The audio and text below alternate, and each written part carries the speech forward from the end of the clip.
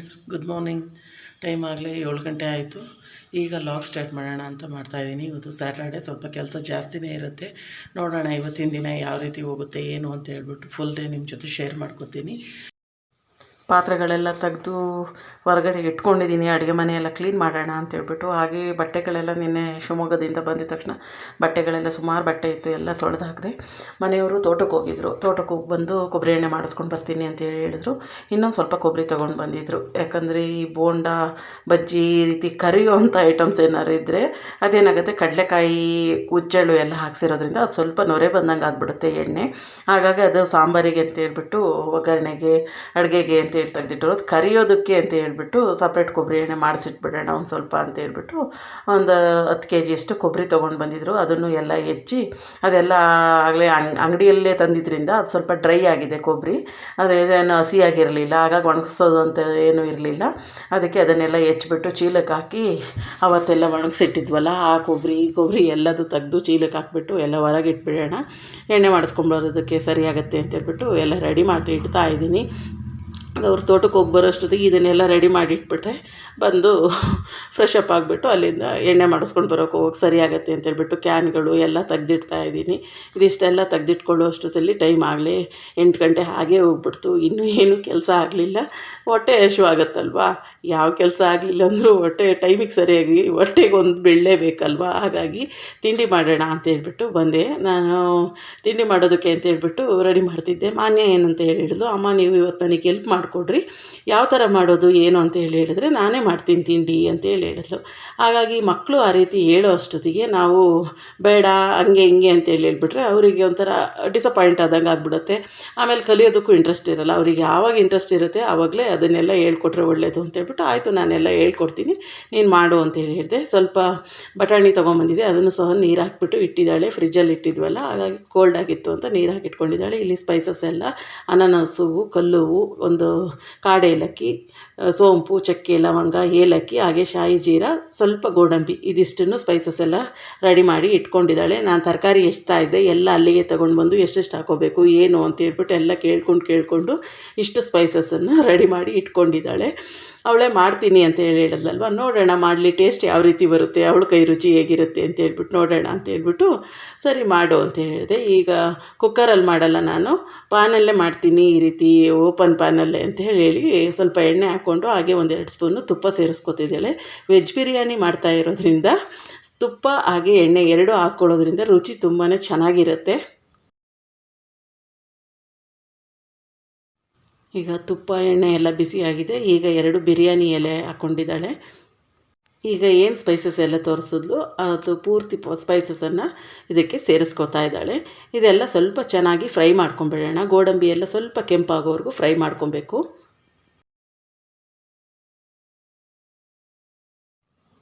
ಈಗ 2 ಈರುಳ್ಳಿನ ಸೇರಿಸ್ಕೊಳ್ತಾ ಇದ್ದಾಳೆ. ಅವಳೇ ವಾಯ್ಸ್ ಓವರ್ ಕೊಡಬೇಕು ಅಂತೇಳಿ ಮಾನ್ಯನೇ ಅಂದ್ಕೊಂಡಿದ್ಲು. ಇದಕ್ಕೆ ನಾನು ಮಾಡಿರೋದಲ್ವ ಈ ರೆಸಿಪಿನ, ನಾನೇ ವಾಯ್ಸ್ ಓವರ್ ಕೊಡ್ತೀನಮ್ಮ ಅಂತೇಳ್ಬಿಟ್ಟು. ಆದರೆ ಇವತ್ತು ಅವಳು ಸ್ವಲ್ಪ ಬ್ಯುಸಿ ಆಗಿಬಿಟ್ಲು, ಹಾಗಾಗಿ ವಾಯ್ಸ್ ಓವರ್ ಕೊಡೋಕ್ಕಾಗ್ತಿಲ್ಲ, ನಾನೇ ವಾಯ್ಸ್ ಓವರ್ ಕೊಡ್ತಾಯಿದ್ದೀನಿ. ಈಗ ಖಾರಕ್ಕೆ ಅಂತೇಳ್ಬಿಟ್ಟು ಒಂದು 4-5 ಹಸಿಮೆಣ್ಸಿನ್ಕಾಯಿನ ಸೇರಿಸ್ಕೊಂಡಿದ್ದೀವಿ. ಸ್ವಲ್ಪ ಓಪನ್ ಮಾಡಿಬಿಟ್ಟು ಹಸಿಮೆಣ್ಸಿನ್ಕಾಯಿ ಎಲ್ಲ ಸೇರಿಸ್ಕೊಂಡು ಅದನ್ನು ಕೂಡ ಸ್ವಲ್ಪ ಫ್ರೈ ಆಗಿದೆ. ಈಗ ಇದಕ್ಕೆ ಮೆಂತ್ಯ ಸೊಪ್ಪು ಸೇರಿಸ್ಕೊತಾ ಇದ್ದೀನಿ. 1 ಕಟ್ಟಷ್ಟು ಮೆಂತ್ಯ ಸೊಪ್ಪು ಸೇರಿಸ್ಕೊಂಡಿದ್ದೀನಿ. ಈಗ ಮೆಂತ್ಯ ಸೊಪ್ಪೆಲ್ಲ ಚೆನ್ನಾಗಿ ಫ್ರೈ ಮಾಡ್ಕೊಂಬಿಡೋಣ. ನೆಕ್ಸ್ಟ್ ಪ್ರೊಸೀಜರ್ ಎಲ್ಲ ನಿಮಗೆ ಗೊತ್ತಿರುತ್ತೆ ಹೇಗೆ ಏನು ಅಂತ ಯಾಕಂತ ಹೇಳಿದರೆ ನಾನು ಸುಮಾರು ಸರಿ ವೆಜ್ ಬಿರಿಯಾನಿ ರೆಸಿಪಿನ ಶೇರ್ ಮಾಡ್ಕೊಂಡಿದ್ದೀನಿ. ಈಗ ಕೊತ್ತಂಬರಿ ಸೊಪ್ಪು, ಪುದೀನ ಸೊಪ್ಪು ಎಲ್ಲ ಫ್ರೈ ಮಾಡಿಕೊಂಡು ಶುಂಠಿ ಬೆಳ್ಳುಳ್ಳಿ ಪೇಸ್ಟು, ಟೊಮೆಟೊ ಇದನ್ನೆಲ್ಲ ಆ್ಯಡ್ ಮಾಡಿಕೊಂಡು ಖಾರದ ಪುಡಿ, ಮೊಸರು ಎಲ್ಲ ಸೇರಿಸ್ಕೊಂಡು ಅಕ್ಕಿ ಹಾಕ್ಬಿಟ್ರೆ ಈಸಿಯಾಗಿರೋ ವೆಜ್ ಬಿರಿಯಾನಿ ರೆಡಿ ಆಗುತ್ತೆ. ಈ ರೆಸಿಪಿ ಏನು ತೋರಿಸ್ಬೇಕಂತ ಏನಿರಲಿಲ್ಲ, ಮಾನ್ಯ ಮಾಡಿದ್ದಲ್ವ, ಫಸ್ಟ್ ಟೈಮ್ ಮಾಡಿದ್ದಾಳೆ, ಹಾಗಾಗಿ ರೆಸಿಪಿ ನಿಮ್ಮ ಜೊತೆ ಶೇರ್ ಮಾಡ್ಕೊಳ್ಳೋಣ ಅಂತೇಳಿ ಅನ್ನಿಸ್ತು. ಅವಳೇ ವಾಯ್ಸ್ ಓವರ್ ಕೊಡ್ತೀನಿ ಅಂತೇಳಿ ಹೇಳಿದ್ಲು. ಮಕ್ಕಳು ಏನಾದರೂ ಒಂದು ಕಲಿತೀವಿ ಅಂತೇಳಿ ಹೇಳಿದಾಗ ಅವರಿಗೆ ಖುಷಿಯಾಗಿ ಕಲಿಯೋದಕ್ಕೆ ಬಿಡಿ. ಅಡುಗೆ ಕೆಲಸ ಅಂತಲೇ ಅಲ್ಲ, ಬೇರೆ ಯಾವುದನ್ನಾದರೂ ಆಗಲಿ ನಾನು ಮಾಡ್ತೀನಮ್ಮ ಅಂತ ಹೇಳಿದಾಗ ತುಂಬ ಭಯಪಡಿಸೋದು ಈ ರೀತಿ ಎಲ್ಲ ಮಾಡೋಕ್ಕೆ ಹೋಗಬಾರ್ದು ಮಕ್ಕಳಿಗೆ. ಯಾಕಂತ ಹೇಳಿದ್ರೆ ನಾವು ಅವ್ರು ಕಲಿತೀನಿ ಅಂತೇಳಿ ಹೇಳಿದಾಗ ಭಯಪಡಿಸ್ಕೊಂಡು ಅಯ್ಯೋ ಸ್ಟವ್ ಹತ್ರ ಬಿಟ್ಟರೆ ಏನಾಗುತ್ತೋ, ಸ್ಟವ್ ಹಚ್ಚಕ್ಕೆ ಬರುತ್ತೋ ಇಲ್ವೋ, ಈ ಥರ ಒಂಥರ ಭಯ ಇರುತ್ತೆ ಕೆಲವೊಬ್ಬರಿಗೆ. ಸ್ಟವ್ ಹತ್ರನೇ ಬಿಡಲ್ಲ ಕೆಲವೊಂದು ಮಕ್ಕಳಿಗೆ. ನಾವೇ ಮಾಡಿಕೊಡ್ತೀವಿ, ನಾವೇ ಇದು ಮಾಡ್ತೀವಿ, ಅವ್ರ ಕೆಲಸನೂ ಇವರೇ ತಾಯಂದ್ರೇ ಮಾಡ್ತಿರ್ತಾರೆ, ಮನೆಯವರೇ ಯಾರಾದರೂ ಮಾಡಿಕೊಡ್ತಾ ಇರ್ತಾರೆ. ಆ ರೀತಿ ದಯವಿಟ್ಟು ಮಾಡಬೇಡಿ ಮಕ್ಕಳಿಗೆ. ಅವ್ರು ಏನಾದರೂ ಕಲಿತೀನಿ ಅಂತ ಹೇಳಿದಾಗ ಅಥವಾ ಕಲಿದೆಲೆ ಸುಮ್ಮನೆ ಇದ್ದರೂ ನೀವೇ ಅವರಿಗೇನಾದರೂ ಒಂದೊಂದು ಕೆಲಸ ಹೇಳ್ತಾ ಇರಬೇಕು. ಯಾಕಂತ ಹೇಳಿದರೆ ಆ ಕೆಲಸದ ಬಗ್ಗೆ ಸ್ವಲ್ಪ ಅರಿವು ಇರಬೇಕು ಅವರಿಗೆ. ಯಾವುದೇ ಕೆಲಸಗಳಾಗಲಿ ಸ್ವಲ್ಪ ಅರಿವು ಇರಬೇಕು. ನಾನು ಒಬ್ಬಳೇ ಏನನ್ನಾದರೂ ಮಾಡ್ಕೋತೀನಿ ಅನ್ನೋ ಧೈರ್ಯ ಕೂಡ ಬರುತ್ತೆ. ಆ ರೀತಿ ಇರೋದ್ರಿಂದ ನಾವೇನೇ ಕೆಲಸಗಳಾಗಲಿ ನಾವೇ ಮಾಡ್ತೀವಿ ಅಂತ ಹೇಳಿರ್ತೀವಿ. ಕೆಲವೊಂದು ಮನೆಗಳಲ್ಲಿ ನಾನು ನೋಡಿದ್ದೀನಿ, ನಮ್ಮ ಮಕ್ಕಳಿಗೆ ನಾವು ಕೆಲಸನೇ ಕೊಡಲ್ಲ ಅಂತ ಹೇಳ್ತಾರೆ. ದಯವಿಟ್ಟು ಆ ರೀತಿ ಮಾಡಬೇಡಿ. ಮನೆ ಕೆಲಸಗಳು, ಸಣ್ಣ ಪುಟ್ಟ ಕೆಲಸಗಳನ್ನಾದರೂ ಮಾಡಿಸಿ ಮಕ್ಕಳ ಕೈಯಲ್ಲಿ.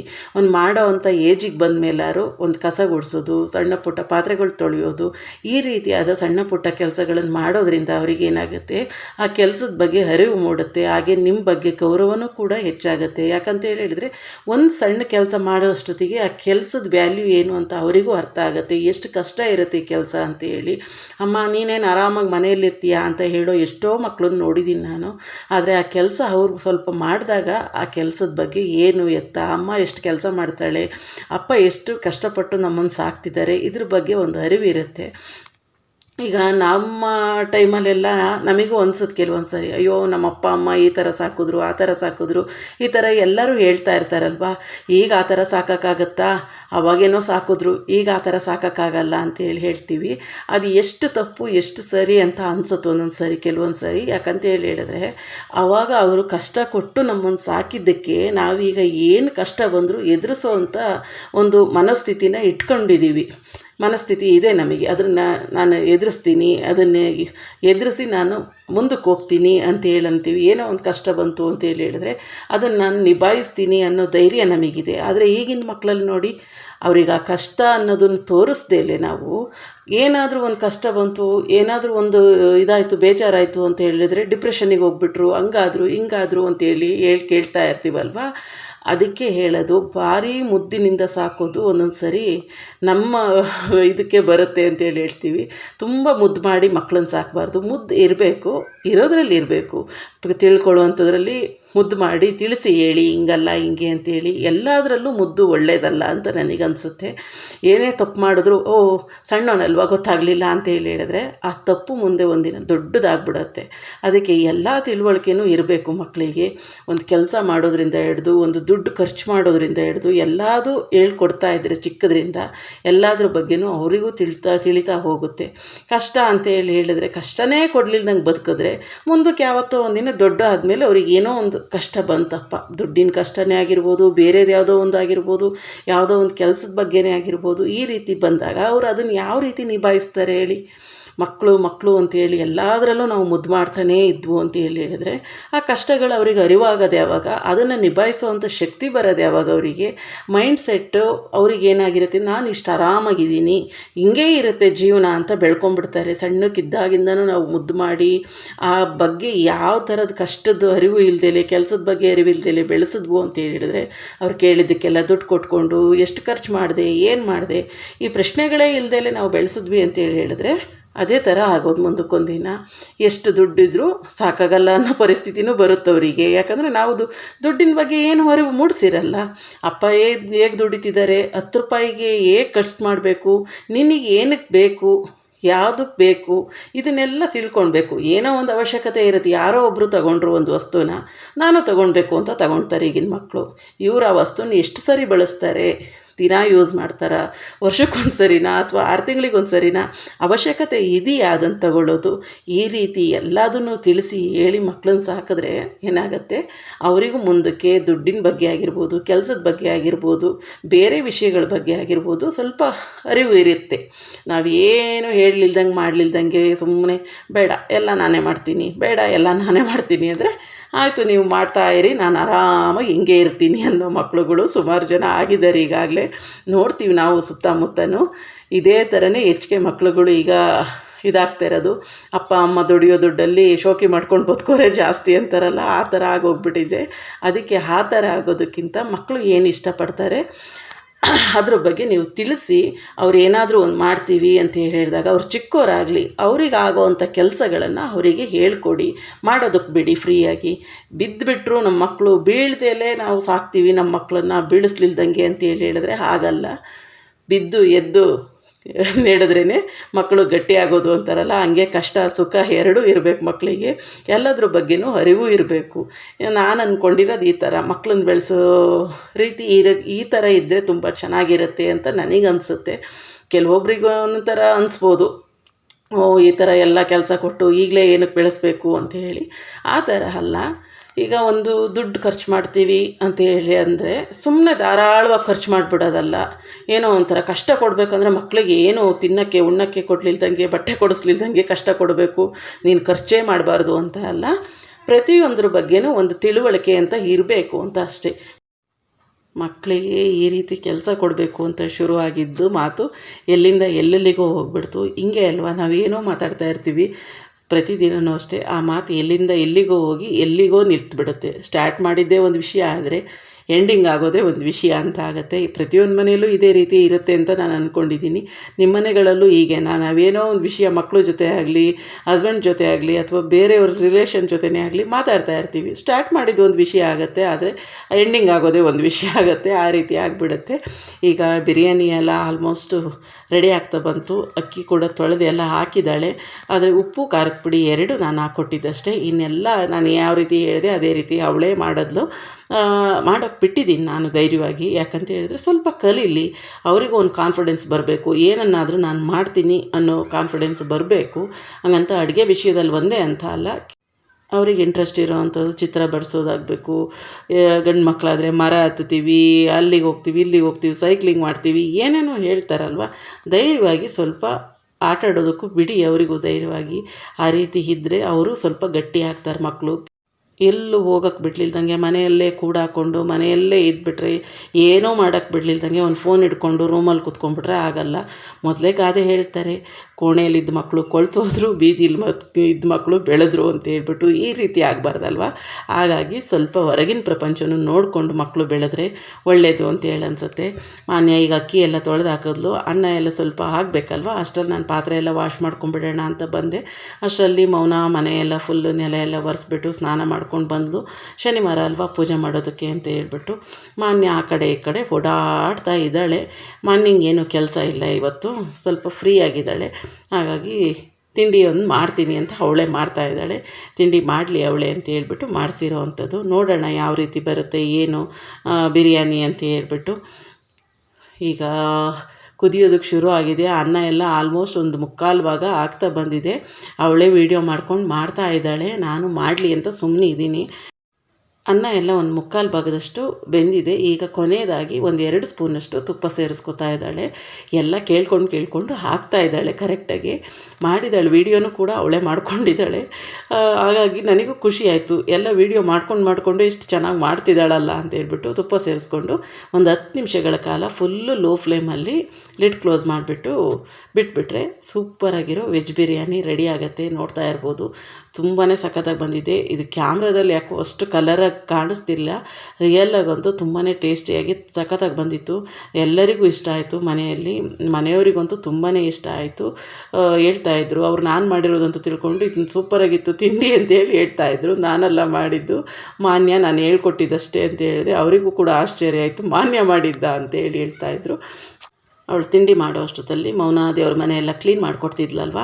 ಹಾಗಾಗಿ ನಾನು ದೇವ್ರ ಸಾಮಾನೆಲ್ಲ ಬೆಳಿಗ್ಗೆ ಕೊಟ್ಬಿಡ್ತೀನಿ, ನೀನೆಲ್ಲ ಕ್ಲೀನ್ ಮಾಡಿಕೊಂಡು ಪೂಜೆ ಮಾಡು ಅಂತೇಳಿ ನಾನು ಅವಳಿಗೆ ದೇವ್ರ ಸಾಮಾನೆಲ್ಲ ತೊಳೆದು ಕೊಡ್ತಾಯಿದ್ದೆ.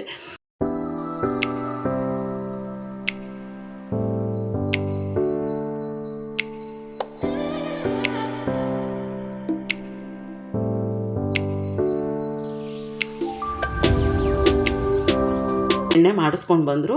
ಈ ಕಡೆ ಚಿಕ್ಕ ಪಾತ್ರೆಯಲ್ಲಿರೋದು ಫುಲ್ಲು ಪ್ಯೂರ್ ಕೊಬ್ಬರಿ ಎಣ್ಣೆ, ತಲೆಗೆ ಹಚ್ಕೊಳ್ಳೋದಕ್ಕೂ ಆಗುತ್ತೆ. ಹಾಗೆ ಏನಾದ್ರು ಫ್ರೈಡ್ ಐಟಮ್ಸ್ ಏನಾದ್ರು ಮಾಡೋದಕ್ಕೆ ಅಂತೇಳ್ಬಿಟ್ಟು ಮಾಡಿಸ್ಕೊಂಡು ಬಂದಿರೋದು. ಅದು ಒಂದು 7-8 ಲೀಟ್ರಷ್ಟು ಬಂತು ಒಂದು 10 kgಗೆ. ಇನ್ನೊಂದು ದೊಡ್ಡ ಪಾತ್ರೆಯಲ್ಲಿರುವಂಥದ್ದು ಕಡಲೆ ಬೀಜ ಹುಚ್ಚೆಳ್ಳೆಲ್ಲ ಹಾಕ್ಸ್ಬಿಟ್ಟು ಮಾಡಿದ್ವಲ್ಲ ಆ ಎಣ್ಣೆ. ಮೌನ ಪೂಜೆ ಎಲ್ಲ ಮುಗಿಸಿದ್ಲು. ಪೂಜೆ ಕೂಡ ಎಲ್ಲ ಚೆನ್ನಾಗಾಗಿತ್ತು. ಆದರೆ ದೇವ್ರ ಮನೆಗೆ ರಂಗೋಲಿ ಒಂದು ಹಾಕಿರಲಿಲ್ಲ, ಹಾಗೇ ಇದ್ದು ಸಾಯಂಕಾಲ ಪೂಜೆ ಮಾಡಿರೋವಂಥದ್ದು. ಬೆಳಿಗ್ಗೆ ಪೂಜೆ ಎಲ್ಲ ಆಯಿತು. ಮತ್ತು ಮಧ್ಯಾಹ್ನದ ಮೇಲೆ ಯಾವುದೇ ರೀತಿ ವೀಡಿಯೋ ಮಾಡೋಕ್ಕೆ ಹೋಗಲಿಲ್ಲ. ಸಂಜೆಯೂ ಪೂಜೆ ಎಲ್ಲ ಮಾಡಿಕೊಂಡ್ವಿ. ಈಗ ಸಂಜೆ ಅಡುಗೆಗೆ ಏನು ಮಾಡೋಣ ಅಂತೇಳಿ ಕೇಳ್ತಾಯಿದ್ದೆ. ಮಕ್ಕಳು, ಅಮ್ಮ ಗೋಬಿ ಇದೆಯಲ್ಲ, ಗೋಬಿ ಕಬಾಬ್ ಮಾಡಿಕೊಡ್ರಿ ಇವತ್ತು ಅಂತೇಳಿ ಹೇಳಿದ್ರು. ಮಾಡಿದ್ರು. ಹೇಗೂ ಎಣ್ಣೆ ಮಾಡಿಸ್ಕೊಂಡು ಬಂದಿದ್ದಾರಲ್ವ, ಕೊಬ್ಬರಿ ಎಣ್ಣೆ ಫ್ರೈ ಮಾಡ್ಬೋದು. ಈ ಎಣ್ಣೆಯಲ್ಲಿ ನೊರೆ ಬರ್ತಿತ್ತಲ್ವ, ಹಾಗಾಗಿ ಆ ಥರ ಐಟಮ್ಸ್ ಏನು ಮಾಡೋಕ್ಕೆ ಹೋಗ್ತಾನೆ ಇರಲಿಲ್ಲ. ನಾನು ಅಂಗಡಿಯಿಂದ ಎಣ್ಣೆ ತರಿಸಿ ಮಾಡ್ಬೋದಿತ್ತು. ಆ ಎಣ್ಣೆ ಯಾಕೋ ಇದು ರೂಢಿಯಾಗಿರೋದಕ್ಕೆ ಅದು ನಮಗೆ ಟೇಸ್ಟೇ ಇಲ್ಲ ಅಂತ ಅನ್ನಿಸ್ತಾ ಇರುತ್ತೆ. ಹಾಗಾಗಿ ಗೋಬಿ ಎಲ್ಲ ಕ್ಲೀನ್ ಮಾಡಿಕೊಂಡು ಉಪ್ಪು ಸ್ವಲ್ಪ ಅರಿಶಿನ ಪುಡಿ ಹಾಕ್ಬಿಟ್ಟು ಅದನ್ನು ಬಿಸಿನೀರಲ್ಲಿ ಸೇರಿಸ್ಕೊಂಡಿದ್ದೀನಿ. ಇಲ್ಲಿ ಸಾಂಬಾರು ಮಾಡೋದಕ್ಕೆ ಸ್ವಲ್ಪ ಮೊಸರು ದಾಲು, ಸ್ವಲ್ಪ ತೊಗರಿಬೇಳೆ, ಮೆಣಸಿನ್ಕಾಯಿ, ಈರುಳ್ಳಿ, ಟೊಮೆಟೊ, ಬೆಳ್ಳುಳ್ಳಿ, ಜೀರಿಗೆ, ಹಾಗೆ ಒಂದು ಕಟ್ಟು ಪಾಲಕ್ ಸೊಪ್ಪನ್ನು ಸೇರಿಸ್ಕೊಂಡು ಒಂದು 2 ವಿಸಲ್ ಕೂಗಿಸ್ಕೊಂಡ್ಬಿಟ್ರೆ ಹಾಗೆ ಮಸ್ತ್ಬಿಟ್ಟು ಸಾಸಿವೆ, ಜೀರಿಗೆ, ಮೆಣಸಿನ್ಕಾಯಿ, ಒಣಗಿದ ಮೆಣಸಿನ್ಕಾಯಿ ಹಾಕ್ಬಿಟ್ಟು ಒಗ್ಗರಣೆ ಮಾಡಿಕೊಂಡ್ರೆ ಸೂಪರಾಗಿರೋ ಸಾರು ರೆಡಿ ಆಗುತ್ತೆ. ಈಗ ಗೋಬಿ ಕಬಾಬಿಗೆ ಅಂತ ಹೇಳ್ಬಿಟ್ಟು ಎಲ್ಲ ರೆಡಿ ಮಾಡ್ಕೋತಾ ಇದ್ದೀನಿ. ಮಸಾಲೆ ರುಬ್ಕೊಂಡ್ಬಿಡೋಣ. ಒಂದು ಪೀಸ್ ಚಕ್ಕೆ ಹಾಕ್ಕೊಂಡಿದ್ದೀನಿ, ಒಂದು 3 ಲವಂಗ, ಒಂದು 7-8 ಕಾಳು ಮೆಣಸು, ಸ್ವಲ್ಪ ಶುಂಠಿ, ಹಾಗೆ ಒಂದು ಗೆಡ್ಡೆ ಬೆಳ್ಳುಳ್ಳಿ, 2 ಹಸಿಮೆಣಸಿನ್ಕಾಯಿ ಸೇರಿಸ್ಕೊಂಡಿದ್ದೀನಿ, ಸ್ವಲ್ಪ ಕರಿಬೇವಿನ ಸೊಪ್ಪು, ಹಾಗೆ ಸ್ವಲ್ಪ ಕೊತ್ತಂಬರಿ ಸೊಪ್ಪು ಸೇರಿಸ್ಕೊತಾ ಇದ್ದೀನಿ. ಇದ್ರ ಜೊತೆಗೆ 1 ಸ್ಪೂನಷ್ಟು ಮೊಸರು ಹಾಕ್ಕೊಳ್ಳೋಣ. ಮೊಸರು ಯಾವುದೇ ಕಾರಣಕ್ಕೂ ಹುಳಿ ಬಂದಿರಬಾರ್ದು. ಸ್ವೀಟ್ ಮೊಸರು ಇದ್ದರೆ ಮೊಸರು ಸೇರಿಸ್ಕೊಳ್ಳಿ, ಅಥವಾ ಮೊಸರು ಇಲ್ಲ ಅಂತೇಳಿ ಹೇಳಿದ್ರೆ ಒಂದು ಅರ್ಧ ಬೋಳಷ್ಟು ನಿಂಬೆಹಣ್ಣು ಹಿಂಡ್ಕೊಂಡ್ರೂ ಆಗುತ್ತೆ. ಇದ್ರ ಜೊತೆಗೆ ಸ್ವಲ್ಪ ಉಪ್ಪು ಸೇರಿಸ್ಕೊತಿದ್ದೀನಿ. ಉಪ್ಪು ಸೇರಿಸ್ಕೊಳ್ಳೋದ್ರಿಂದ ಗ್ರೀನ್ ಕಲರ್ ತುಂಬ ಚೆನ್ನಾಗಿ ಬರುತ್ತೆ ಅಂತೇಳಿ ಉಪ್ಪು ಸೇರಿಸ್ಕೊಂಡು ಇದನ್ನು ಗ್ರೈಂಡ್ ಮಾಡ್ಕೊಂಡ್ಬಿಡ್ತೀನಿ. ಈಗ ಅರಿಶಿನ ಪುಡಿ, ಉಪ್ಪು ಹಾಕ್ಬಿಟ್ಟು ಬಿಸಿನೀರಲ್ಲೆಲ್ಲ ವಾಶ್ ಮಾಡಿ, ಹಾಗೆ ತಣ್ಣೀರಲ್ಲೂ ಒಂದು ಸರಿ ವಾಶ್ ಮಾಡಿ ಇಟ್ಕೊಂಡಿದ್ದೀನಿ. ಈಗ ಇದೆಲ್ಲ ತಣ್ಣಗಾಗಿದೆ. ಇದನ್ನು ಒಂದು ಬೌಲಿಗೆ ಸೇರಿಸ್ಕೊತಾ ಇದ್ದೀನಿ. ಈಗ ರುಬ್ಬಿಟ್ಟಿರೋವಂಥ ಮಸಾಲೆನೆಲ್ಲ ಸೇರಿಸ್ಕೊಂಡ್ಬಿಡೋಣ. ಮಸಾಲೆ ಸ್ಮೆಲ್ಲಂತೂ ತುಂಬಾ ಸಖತ್ತಾಗಿ ಬರ್ತಾಯಿತ್ತು. ಬೆಳ್ಳುಳ್ಳಿ ಕಬಾಬ್ ಎಲ್ಲ ಮಾಡ್ತಾರಲ್ವ, ನೋಡೋಣ ಅಂತ ಹೇಳ್ಬಿಟ್ಟು ನಾನೇನು ಮಾಡಿದೆ, ಸ್ವಲ್ಪ ಕರಿಬೇವಿನ ಸೊಪ್ಪು ಹಾಕ್ಕೊಂಡೆ. ಇವತ್ತು ಟೇಸ್ಟ್ ಯಾವ ರೀತಿ ಬರುತ್ತೆ ನೋಡೋಣ ಅಂತ ಹೇಳ್ಬಿಟ್ಟು. ಹಾಗೆ ನಾನು ಇಲ್ಲಿ ಮಟನ್ ಸಾಂಬಾರು ಪುಡಿ ಸೇರಿಸ್ಕೊಂಡಿದ್ದೀನಿ. ನೀವು ಅಚ್ಕಾರದ ಪುಡಿ, ಧನಿಯಾ ಪುಡಿ ಸೇರಿಸ್ಕೊಳ್ಳಿ. ಹಾಗೆ ಕಾರ್ನ್ಫ್ಲೋರ್ ಒಂದು 2ರಿಂದ 3 ಸ್ಪೂನಷ್ಟು ಕಾರ್ನ್ಫ್ಲೋರ್ ಸೇರಿಸ್ಕೊಂಡಿದ್ದೀನಿ. ಹಾಗೆ ಒಂದು 2.5 ಸ್ಪೂನಷ್ಟು ಮೈದಾ ಹಿಟ್ಟು ಸೇರಿಸ್ಕೊತಾ ಇದ್ದೀನಿ. ಬೇಕಾದರೆ ನೀವು ಕಡಲೆ ಹಿಟ್ಟು, ಅಕ್ಕಿ ಹಿಟ್ಟು ಏನಾದರೂ ಸೇರಿಸ್ಕೊಳ್ಬೋದು. ಕ್ರಿಸ್ಪಿಯಾಗಿ ತುಂಬಾ ಚೆನ್ನಾಗಿ ಬರುತ್ತೆ. ಒಂದು ಅರ್ಧ ಲೋಟದಷ್ಟು ಮಿಕ್ಸಿ ಜಾರ್ ವಾಶ್ ಮಾಡಿಬಿಟ್ಟು ಆ ನೀರನ್ನು ಕೂಡ ಸೇರಿಸ್ಕೊಂಡಿದ್ದೀನಿ. ರುಚಿಗೆ ಎಷ್ಟು ಬೇಕಷ್ಟು ಉಪ್ಪು ಹಾಕ್ಕೊಂಡು ಈಗ ಎಲ್ಲದನ್ನು ಚೆನ್ನಾಗಿ ಮಿಕ್ಸ್ ಮಾಡಿ ಕಲಸಿಟ್ಬಿಡೋಣ. ಒಂದು ಅರ್ಧ ಗಂಟೆ ಇದು ಮ್ಯಾರಿನೇಟ್ ಆಗಬೇಕು. ಆವಾಗ ಟೇಸ್ಟ್ ತುಂಬಾ ಚೆನ್ನಾಗಿ ಬರುತ್ತೆ. ಯಾಕಂದರೆ ಉಪ್ಪು ಖಾರ ಎಲ್ಲ ಹಿಡಿಯುತ್ತಲ್ವ, ತುಂಬಾ ಟೇಸ್ಟಿಯಾಗಿ ಚೆನ್ನಾಗಿರುತ್ತೆ. ತಕ್ಷಣ ಮಾಡಿಕೊಂಡ್ರೂ ಚೆನ್ನಾಗಿರುತ್ತೆ, ಚೆನ್ನಾಗಿರಲ್ಲ ಅಂತ ಏನಲ್ಲ. ಒಂದು ಅರ್ಧ ಗಂಟೆ ಮ್ಯಾರಿನೇಟ್ ಮಾಡಿಬಿಟ್ರೆ ಅದೇನಾಗುತ್ತೆ, ಎಲ್ಲ ಉಪ್ಪು ಖಾರ ಎಲ್ಲ ರಿಸೀವ್ ಮಾಡ್ಕೊಂಡಿರುತ್ತಲ್ವ ಗೋಬಿ, ತುಂಬಾ ಚೆನ್ನಾಗಿ ಬರುತ್ತೆ ಅಂತೇಳ್ಬಿಟ್ಟು ಕಲಸಿಡ್ತಾ ಇದ್ದೀನಿ. ಇದನ್ನು ಒಂದು ಅರ್ಧ ಗಂಟೆ ರೆಸ್ಟಲ್ಲಿ ಬಿಟ್ಬಿಡೋಣ. ಈಗ ಸಾಂಬಾರು ಕೂಡ ರೆಡಿ ಆಯಿತು. ಏನೂ ಇಲ್ಲ, ಸಾಸಿವೆ, ಜೀರಿಗೆ, ಹಾಗೆ ಒಣಗಿದ ಮೆಣಸಿನ್ಕಾಯಿ ಒಂದು 4 ಹಾಕ್ಕೊಂಡು ಒಗ್ಗರಣೆ ಮಾಡಿಕೊಂಡು ನಮಗೆ ಎಷ್ಟು ನೀರು ಬೇಕು ಸಾಂಬಾರಿಗೆ ಸೇರಿಸ್ಕೊಂಡು, ಸ್ವಲ್ಪ ಅರಿಶಿನ ಪುಡಿ ಒಗ್ಗರಣೆಗೆ ಸೇರಿಸ್ಕೊಂಡು ಒಂದು 2ರಿಂದ 3 ನಿಮಿಷಗಳ ಕಾಲ ಚೆನ್ನಾಗಿ ಕುದಿಸ್ಕೊಂಡ್ರೆ ಸಾಂಬಾರು ರೆಡಿ ಆಯಿತು. ಇದಕ್ಕೆ ಯಾವುದೇ ರೀತಿ ಅಚ್ಕಾರದ ಪುಡಿ ಆಗಲಿ, ಹುಳಿಸಾರು ಪುಡಿ ಏನೂ ಬೇಡ ಈ ಸಾಂಬಾರಿಗೆ. ಹಾಗೆ ಅನ್ನಕ್ಕೂ ಇಟ್ಕೊಂಡಿದ್ದೀನಿ. ಅನ್ನ ಸಾಂಬಾರು 2 ಆದ ನಂತರ ಈಗ ನಾನು ಗೋಬಿ ಮಾಡಿಬಿಡೋಣ ಅಂತೇಳ್ಬಿಟ್ಟು ಒಂದು ಎಣ್ಣೆ ಕಾದಿದೆಯಾ ಅಂತ ಹಾಕಿ ನೋಡಿದೆ. ಎಣ್ಣೆ ಎಲ್ಲ ಚೆನ್ನಾಗಿ ಕಾದಿದೆ. ಈಗ ಒಂದೊಂದಾಗಿ ಎಲ್ಲ ಎಣ್ಣೆಗೆ ಬಿಟ್ಕೊಂಡ್ಬಿಡೋಣ. ಗೋಬಿ ಎಲ್ಲ ಹಾಕ್ಕೊಂಡ್ಮೇಲೆ ಸ್ಟವ್ ಆದಷ್ಟು ಹೈ ಫ್ಲೇಮಲ್ಲೇ ಇಟ್ಕೊಂಡು ಮಾಡ್ಕೊಳ್ಳಿ. ಯಾಕಂದರೆ ಬೇಗ ಫ್ರೈ ಆಗೋದಿಲ್ಲ. ಗೋಬಿ ಏನು ನಾವು ಬೇಯಿಸ್ಕೊಂಡಿಲ್ವಲ್ಲ, ಬೇಯಿಸ್ಕೊಂಡು ಮಾಡಿದ್ರೂ ಚೆನ್ನಾಗಿರುತ್ತೆ, ಆದರೆ ಪೂರ್ತಿಯಾಗಿ ಬೇಯಿಸ್ಕೊಳ್ಬಾರ್ದು. ಒಂದು ಅರ್ಧ ಭಾಗದಷ್ಟು ಬೇಯಿಸ್ಕೊಂಡ್ರೆ ನಿಮಗೆ ಬೇಗನೆ ಆಗೋಗ್ಬಿಡುತ್ತೆ. ಬೇಯಿಸ್ಕೊಂಡು ಮಾಡ್ಕೊಳ್ಳೋದಕ್ಕಿಂತ ಈ ರೀತಿ ಸ್ವಲ್ಪ ಹಸಿಯಾಗಿರುವಂಥ ಗೋಬಿಗೆ ನೀವು ಈ ರೀತಿ ಮಸಾಲೆ ಹಾಕ್ಕೊಂಡು ಮಾಡಿಕೊಂಡ್ರೆ ಟೇಸ್ಟ್ ತುಂಬಾ ಚೆನ್ನಾಗಿ ಬರುತ್ತೆ. ಸ್ವಲ್ಪ ಹೈ ಫ್ಲೇಮಲ್ಲೇ ಬೇಯಿಸ್ಕೊಳ್ಬೇಕಷ್ಟೇ. ನೋಡ್ತಾ ಇದ್ದೀರಲ್ವ, ಆಲ್ಮೋಸ್ಟ್ ಆಗ್ತಾ ಬಂತು. ಕೊನೆಯದಾಗಿ ಸ್ವಲ್ಪ ಕರಿಬೇವಿನ ಸೊಪ್ಪನ್ನು ಇದ್ರ ಜೊತೆನೇ ಒಗ್ಗರಣೆ ಅಂತ ಹೇಳ್ತಿದ್ದೀನಿ, ಎಣ್ಣೆ ಜೊತೆನೇ ಹಾಕ್ಕೊಂಡ್ಬಿಡೋಣ.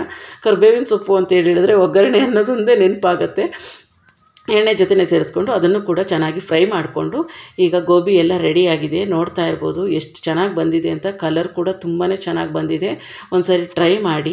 ಗ್ರೀನ್ ಕಲರ್ ಕೂಡ ಮಾಡ್ಕೊಳ್ಬೋದು. ಈಗ ತೋರಿಸಿದ್ನಲ್ಲ ಅದೇ ಮಸಾಲನೇ ಹಾಕ್ಕೊಂಡು ಸ್ವಲ್ಪ ಕೊತ್ತಂಬರಿ ಸೊಪ್ಪು, ಪುದೀನ ಸೊಪ್ಪು ಎಲ್ಲ ಜಾಸ್ತಿ ಸೇರಿಸ್ಕೊಂಡ್ರೆ ಗ್ರೀನ್ ಕಲರಾಗೆ ಬರುತ್ತೆ. ಅಚ್ಕಾರದ ಪುಡಿ ಇದೇನು ಬಳಸೋದು ಬೇಡ. ಹಸಿಮೆಣಸಿನ್ಕಾಯಿ ಜಾಸ್ತಿ ಹಾಕೋಬೇಕಾಗತ್ತೆ, ಖಾರಕ್ಕೆ ಎಷ್ಟು ಬೇಕಷ್ಟು ಸೇರಿಸ್ಕೊಬೇಕಾಗತ್ತೆ. ಈಗ ಒಂದು ರೌಂಡ್ ಆಗಿದೆ. ಈಗ ಸೆಕೆಂಡ್ ರೌಂಡ್ ಹಾಕ್ಕೋತಾ ಇದ್ದೀನಿ.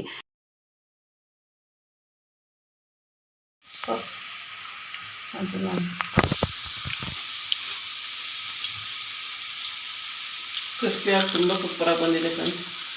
ಸಕ್ಕತ್ತಾಗಿದೆ ಟೇಸ್ಟ್ ಎಲ್ಲ. Very nice. ಒಂದ್ಸರಿ ಟ್ರೈ ಮಾಡಿ, ತುಂಬ ಸಕ್ಕತ್ತಾಗಿ ಬಂದಿದೆ. ವೆಜಿಟೇರಿಯನ್ ಯಾರು ಇದ್ದರೆ ಆರಾಮ್ಸೆ ಟ್ರೈ ಮಾಡ್ಬೋದು. ಸಖತ್ ಟೇಸ್ಟಿಯಾಗಿ ಚೆನ್ನಾಗಿ ಬಂದಿದೆ.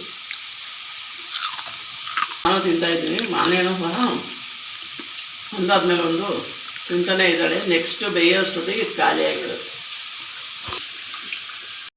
ಅನ್ನನೂ ಕೂಡ ವಿಸಲ್ ಆರಿತ್ತು, ಸಾರು ಹೆಂಗೂ ಆಗೋಗಿತ್ತಲ್ವ. ಅನ್ನ ವಿಸಲ್ ಆರೋ ಅಷ್ಟೊತ್ತಲ್ಲಿ ನಾನು ಕಬಾಬ್ ಮಾಡಿಬಿಡ್ತೀನಿ ಅಂತೇಳಿ ಮಾಡಿದೆ. ಕಬಾಬ್ ಕೂಡ ರೆಡಿ ಆಯಿತು.